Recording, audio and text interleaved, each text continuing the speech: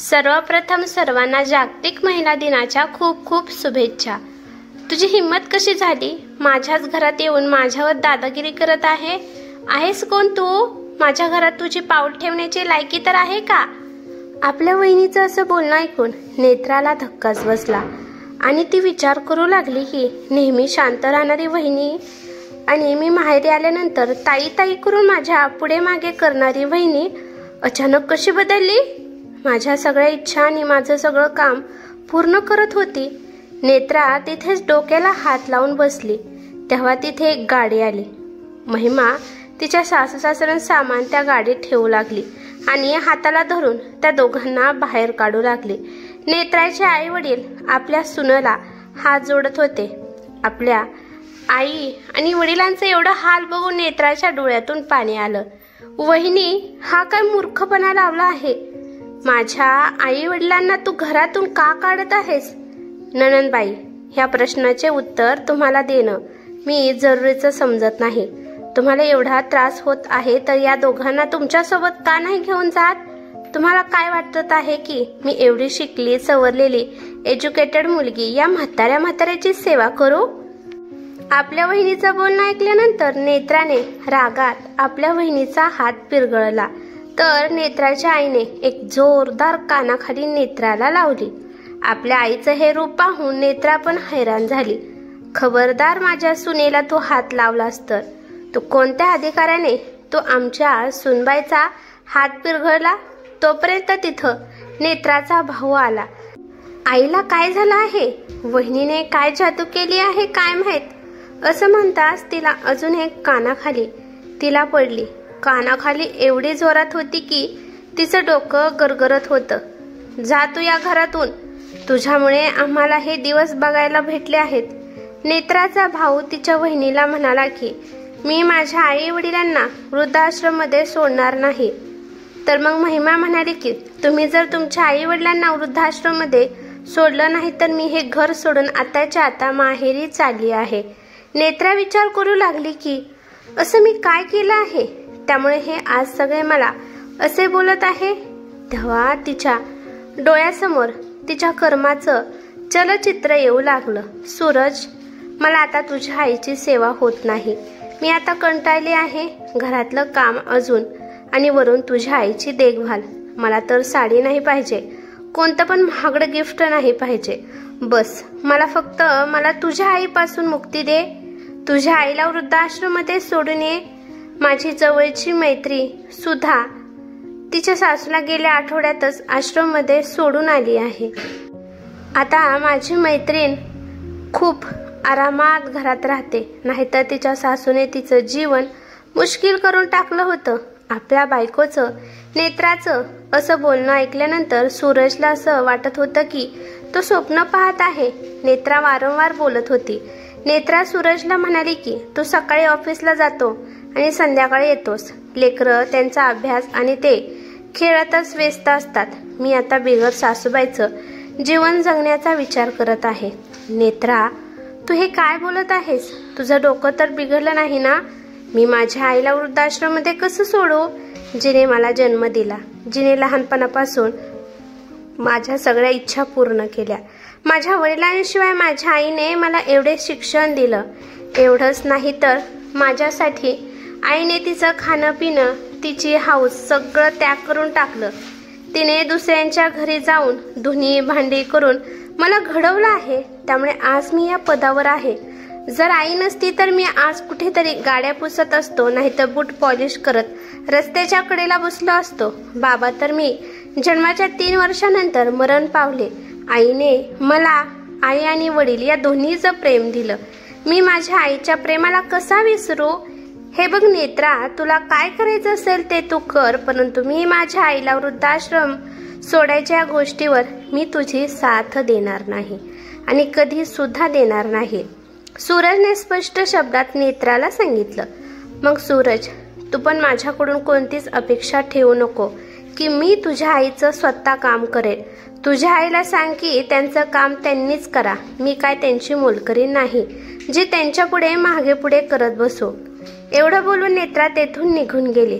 सूरज आपल्या आईला एकटक पाहत होता। आई, तू किती अशक्त झाली आहे.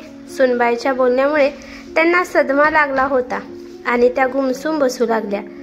सूरज आपल्या आईची, श्वेताताईची इज्जत करत होता, त्यांची सेवा करत होता. त्याचे विचार होते की माझ्या आईने मला एवढं मोठं केलं आहे, माझ्या आईने कोणतीच कसर कमी पाडली नाही, त्यामुळे मी माझ्या आईच्या सेवांमध्ये कोणतीही कसर कमी पाडणार नाही.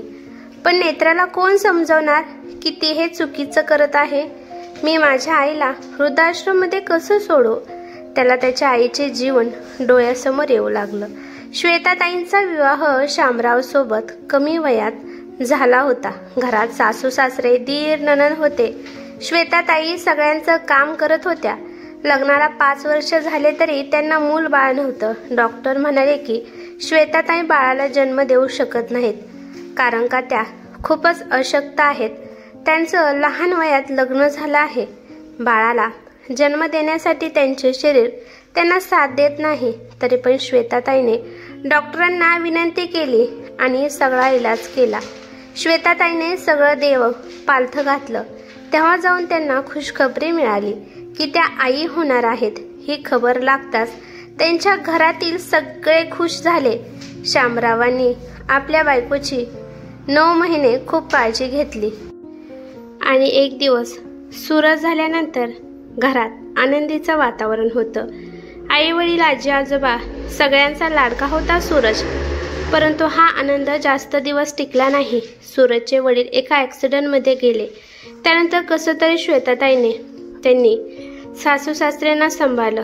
आता सगळी घराची जिम्मेदारी श्वेताताईंच्या डोक्यावर आली होती. दीर आणि नणंद त्यांच्या आयुष्यात रमले होते. सासू सासरे म्हातारे आणि आजारी होते, त्यामुळे त्यांना आता काम होत नव्हतं. तरी पण श्वेताताई आपल्या सूरजला सासूबाईच्या मांडीवर ठेवून दिवसभर काम करण्यासाठी जात होत्या. श्वेताताईंच्या सासूबाईंनी त्यांना खूप समजावलं की सुनबाई, तू दुसरे लग्न कर, तुझं अजून खूप आयुष्य जायचं आहे.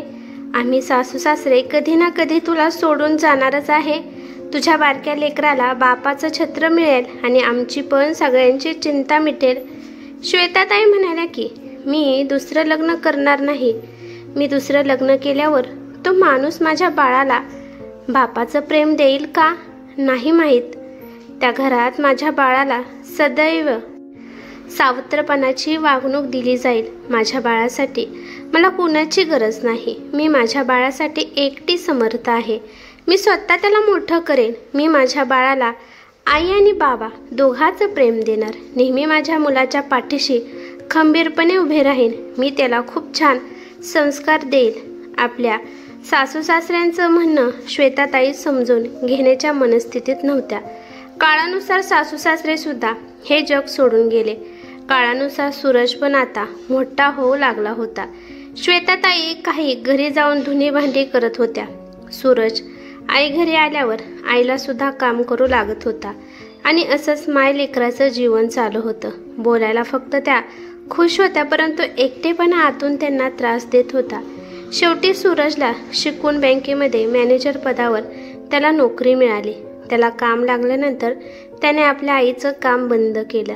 सूरज आपल्या आईची खूप काळजी घेत होता, परंतु एकट्या बाईला दिवसभर घरात वेळ काढणं किती मुश्किल आहे ती एक बाई समजू शकते. त्यांनी विचार केला की त्यांच्या छोट्या भावापाशी काही दिवस राहायला जावं. भावाच्या घरी गेल्यावर त्यांच्या वहिनीने अशी वागणूक दिली की त्याच रात्री त्या माघारी आल्या. आयुष्यभर कबाड कष्ट केल्यामुळे आणि लवकर वयामध्ये लग्न झाल्यामुळे त्यांच्या शरीराचा खिळखिळा झाला होता. त्यामुळे त्यांनी विचार केला की या घरात आता सुनबाईची गरज आहे, जी या घराला सांभाळेल. त्यामुळे सूरजसाठी मुलगी पाहू लागले आणि सूरजने नेत्राला पसंत केले. नेत्रा पण खुश होती. तिने विचार केला की घरात फक्त सासू आहे, आपण त्या घरात राणीसारखं राहू शकतो. चांगला मुहूर्त बघून सूरज आणि नेत्राचं लग्न झालं. घरात पाहुण्यांनी घर भरलं होतं. सगळे पाहुणे एक एक करून त्यांच्या घरी निघून गेले. घरात दिवसभर नेत्रा आणि तिची सासूच राहत होते. सूरज सकाळच्याला ऑफिसला जात होता आणि तो संध्याकाळीच माघारी येत होता. नेत्राला पण छान वाटत होतं, कारण का श्वेताताई दिवसभर आपल्याच खोलीत राहत होत्या. जास्त आपल्या सुनबाईला त्रास देत नव्हत्या.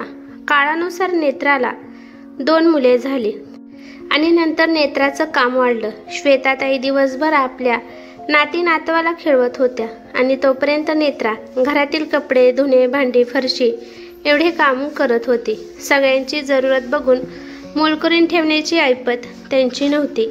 जेव्हा नेत्रा मुलांच्या आवडीचं जेवण बनवत होती तेव्हा ते जेवण श्वेताताई खात नव्हत्या.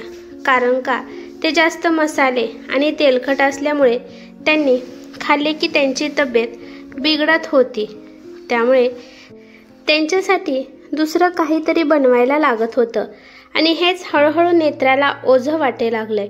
त्यामुळे तिला तिच्या सासूबाईपासून सुटका पाहिजे होती. संध्याकाळी दररोज नेत्रा गार्डनमध्ये फिरायला जात होती. तेव्हा तिची ओळख रेवतीसोबत झाली आणि हळूहळू त्या दोघी चांगल्या मैत्रिणी बनल्या. रेवती पण म्हणाली की माझ्या घरात सुद्धा एक म्हातारी सासू होती. दिवसभर खोलीमध्ये पडून असायची. थोडंसुद्धा मला कामात मदत करत नव्हती. पूर्ण दिवस मी एकटीच काम करून कंटाळून जाते. त्यामुळे मी 1 महिन्यापूर्वीच माझ्या सासूला वृद्धाश्रममध्ये सोडून आले आहे. रेवतीने नेत्राला सांगितलं की तू पण तुझ्या सासूला वृद्धाश्रममध्ये पाठव. परंतु सूरज आपल्या आईला वृद्धाश्रममध्ये पाठवण्यासाठी नकार देत होता. नेत्रा त्याला धमकी देत होती की मी तुझ्या आईविषयी पोलीस कंप्लेंट करेल की तुझी आई माझा मानसिक छळ करत आहे. आपल्यामुळे आपला मुलगा काळजीत आहे. त्यामुळे त्यांना आपल्या मुलाची अवस्था बघवली नाही. त्याच्या आईला वृद्धाश्रममध्ये तो सोडत नाही. त्यामुळे नेत्रा माहेरी निघून गेली. हे बघ सूरज, तुला आयुष्यभर नेत्रासोबत राहायचं आहे. त्यामुळे तू माझा विचार करू नकोस. मला वृद्धाश्रममध्ये सोडून ये. सूरजला आपल्या बायकोपासून धमकी मिळत होती म्हणून तो आपल्या आईला वृद्धाश्रममध्ये सोडून आला. त्याच्या आईच्या म्हणण्यानुसार तो आपल्या बायकोला आणण्यासाठी माहेरी गेला. परंतु नेत्रा बाहेर डोक्याला हात लावून रडत होती आणि स्वतःला दोष देत होती. नेत्रा माहेरी तर आली होती परंतु ती आपल्या आई वडिलांमुळे काळजीत होती. सूरज म्हणाला, नेत्रा काय झालं? नेत्रा रडत म्हणाली की वहिनी रुसून माहेरी गेली आणि तिने जिद्द केली आहे की माझ्या भावाला म्हणाली आहे की आई वडिलांना वृद्धाश्रममध्ये सोडून या. मला सांग सूरज, वहिनीला माझ्या आईवडिलांचं दोघांचं काम होत नाही का? माझ्या आईवडिलांची एवढी पण सेवा करू शकत नाही का? माझ्या आईवडिलांनी खूप मेहनत करून हे घर बनवलं आहे आणि त्याच आईवडिलांना वहिनी या घरातून बाहेर काढत आहेत. आईने तिचे किती वर्ष या घरासाठी दिली आहेत. आम्ही भावा बहिणीला सांभाळले आहे. आमची सगळी इच्छा पूर्ण केली आहे. आमचं सगळं जीवन हितं गेलं आहे. किती प्रेमाने सून आणली होती. या दिवसासाठी सून आणली होती का की माझ्या आई वडिलांना वृद्धाश्रममध्ये पाठवेल? असल्या पोरींची तर अक्कल ठिकाणावर आणायलाच पाहिजे. ज्या मुली आपल्या सासू सासऱ्यांबरोबर अशा वागत असतील त्यांना दंड दिले पाहिजे. नेत्रा आपल्या बहिणीला दोष देत होती. हे सगळं ऐकून सूरज हसू लागला आणि म्हणाला की मग तुला पण दंड मिळाला पाहिजे. तुला तुझ्या आईवडिलांबद्दल एवढी काळजी आहे आणि तू विसरली आहे का? तू तुझ्या माहेरी कशामुळे आली आहे? मी कालच माझ्या आईला वृद्धाश्रममध्ये सोडून आलो आहे. तू मला एवढं परेशान केलं की मला हे सगळं करणं भागच होतं आणि मी तुला हे सांगण्यासाठी आलो होतो की मी आपल्या बाळांना अनाथ आश्रममध्ये सोडून येणार आहे. तू आपल्या मर्जीने तुझ्या माहेरी राहा. तू तुझ्या आईवडिलांची सेवा कर. सूरजचं बोलणं ऐकल्यानंतर नेत्राच्या ध्यानात आलं की फक्त सासूबाईला वृद्धाश्रममध्ये सोडायचा विषय होता, तर मुलांना अनाथ आश्रममध्ये का सोडायचं आहे? अजून त्यांचे आईवडील जिवंत आहेत. मी आता घरी येण्यासाठी तयार आहे, नेत्रा सूरजला म्हणाली आणि ती तिचं सामान पॅक करू लागली. नेत्राची आई म्हणाली की तुझ्या दुष्कर्मामुळे आम्हाला हे भोगावे लागलं आहे. तुझ्या वहिनीला कळाले होते तू माहेरी कशामुळे आली आहे आणि मग तुझी वहिनी तुझ्या दादाला हट्ट करू लागली की तुम्ही पण तुमच्या आईवडिलांना वृद्धाश्रममध्ये सोडून या. मला पण आता तुमच्या आईवडिलांची सेवा नाही होत. मला पण आझाद राहायचं आहे. माझ्या म्हणण्यानुसार मला राहायचं आहे. नेत्राने आपल्या डोक्याला हात लावला. तिला तिची चूक समजली. आई, मला माफ कर ग. मी एवढी स्वार्थी झाली होती की मी माझ्या नवऱ्याच्या आईचा सन्मान करू शकली नाही. ज्यांनी सूरजला आई आणि वडील या दोघांचे प्रेम दिलं त्यांनाच मी घराच्या बाहेर काढलं. मी माझ्या देवी समान सासूला कसं काय सोडू शकते? तुम्ही पण मला माफ करा. नेत्रा सूरजच्या पाया पडू लागली की मला माझ्या सासूबाईपाशी घेऊन चला. तेवढ्यात त्यांना आवाज आला की नेत्रा दिदी, हे सगळं नाटक होतं. तुम्ही तुमच्या आई वडिलांची काळजी करू नका. मी सदैव त्यांचं ध्यान ठेवेल. तुम्हाला चांगला मार्ग दाखवण्यासाठी हे आम्ही नाटक केलं होतं. आपल्या माणसावर ही परिस्थिती येते तेव्हाच आपल्याला त्याची किंमत कळते. त्यामुळे मी हे सर्व केलं. तुम्ही तुमचं सासर सांभाळा आणि मी माझं सासर सांभाळेल. त्या क्षणी नेत्रा सूरजला घेऊन आपल्या सासूला आणण्यासाठी वृद्धाश्रममध्ये गेले. आपल्या आईची अवस्था पाहून सूरज पळत आपल्या आईच्या गळ्यात पडला. नेत्रा पण आपल्या सासूबाईच्या पायात पडून माफी मागते की सासूबाई, मला माफ करा. यानंतर मी तुम्हाला कधीच त्रास देणार नाही. आपल्या सुनबाईचे बोलणे ऐकून श्वेताताईंच्या डोळ्यातून पाणी आलं आणि त्यांनी आपल्या सुनबाईला मिठी मारली. त्यांचे नातवंड पण पळत आपल्या आजीच्या गळ्यात पडली. नसले आयुष्यात काहीही तरी चालेल, फक्त आई आणि वडील सोबत असावेत. नसला आयुष्यात मोठा बंगला तरी चालेल, सावली देणारे त्यांचे मायेचे हात असावेत. नसली महागडी गाडी, कपडे तरी चालेल, डोळ्यांना आई बाबा कायम आनंदी दिसावेत. नसले मोठे नाव आणि गाव तरी चालेल, त्यांचे थोर असे आशीर्वाद कायम असावेत. गरीब म्हणून जगाने हिणवले तरी चालेल, पण ही श्रीमंती माझ्याजवळ कायम टिकून असावी. देवळातील देव नाही भेटला तरी चालेल, पण माझे हे विठ्ठल रखुमाई माझ्यासोबत असावेत. ही कथा कशी वाटली ते मला कमेंट करून नक्की सांगा. कथा आवडली तर लाईक शेअर नक्की करा आणि चॅनलवरती नवीन असाल तर चॅनलला सबस्क्राईब करा. धन्यवाद.